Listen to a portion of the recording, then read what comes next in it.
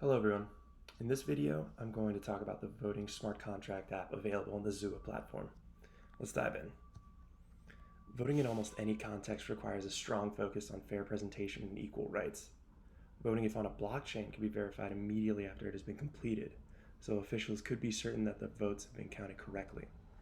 This can be achieved without the need for a central body observing the process, which is what we currently have in our systems. The Zua platform provides voting as a Zua-managed smart contract app deployed on the Hyperledger Fabric network. It provides the APIs with the ability to vote for a candidate or option created in Zua. This voting app can be used either for an election or a referendum. Now, let's go to the Zua console for an overview. This is the Zua console with its various available smart contracts.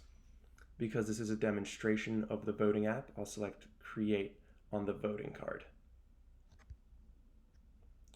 Next, Create First App. Here you can select the type of voting you want to engage in, whether it is in an election or a referendum. When creating a referendum, you'll need to fill in the required details. These include the issue or question, the options like yes or no, and the start and end date of voting. This app can be used everywhere in the world, so make sure that the times chosen for these dates are in the local time zones of the user creating the app. Let's now see the required details for the election portion of this smart contract. For elections, a name is required, like presidential elections 2020. Candidates participating in the voting must be input, and once again, the start and end dates for the election must be input as well. In this session, I am going to create an app for a hypothetical election, so I'll fill in these details. The voting date will be today. The start time will be now, and the end time will be 20 minutes from now. After that, no one will be able to vote.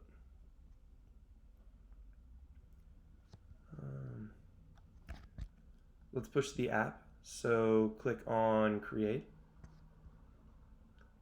The app is getting deployed, and this is the identity with its associated API token. This is necessary for handling the vote, so I'll copy this. As you can see at the top, the app has been successfully deployed, and these are the various tabs available to you. From the Embed tab, you can vote for the candidate. You'll have to enter your API token of the identity. Lower down, there's a feature available where you can embed this script in your own website. The user can provide the various parameters to the Embed tab to customize the experience. Here you can see the parameters, including the Zua widget width and height, and the API token. With an API token, a user can authenticate their identity and proceed to the vote. So I will click on the Vote button. And as you can see, the vote has been successfully cast. We can also vote from the API tab. Here you'll need to enter the API token into the proper field and select the Authorize button. This will give you access to the various available endpoints for the voting app. We have already voted with this identity, so if we tried voting again, then it will return an error message.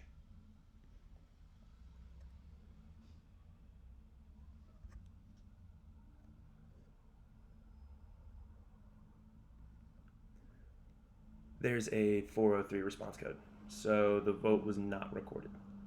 We can create a new voter with a new identity, but first let's look at these endpoints through the API Explorer. I'll enter the original API token in the upper left-hand field, and if we scroll down to the voting tab and click on it, we can see the endpoints available for the voting app once again.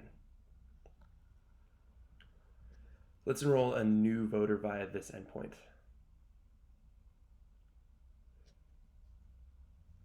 Click on Try. And yes, the voter has been enrolled. These are the details, which include the identity ID, identity name, their permissions, their public key, etc., etc., etc. I'll copy the API token because we'll need it for this person to vote.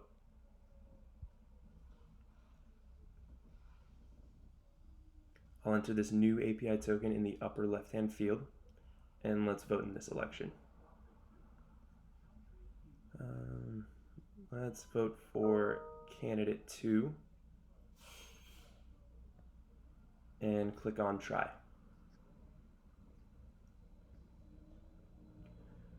And here you can see that the newly enrolled voter has successfully voted, as we can see with the 200 response code as well as the return message in the response body. Another endpoint that we have is get voting details. From this endpoint, we can get details like the candidates participating in a vote. I'll click on try. And we get the details, which include the candidates, the name of the election, and the start date. The get tally endpoint fetches the results of the election following the end of the voting period.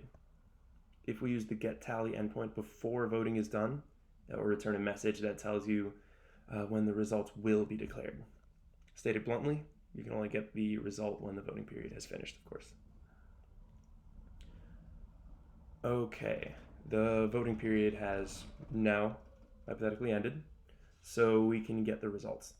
I'll select try, and here you can see the results for the election, where candidates 1 and 2 each have 1 vote, and candidate 3 has 0 votes. This has been a demonstration of how to run an election on the Zua voting app. The referendum function is very similar to how an election is run, so we don't need to run through that. To get more details on the voting app, you can also refer to the Zua docs. You just have to go to the voting card on the Zua console and select About. That's essentially everything from my side. Thank you so much for watching this video and have a fantastic day.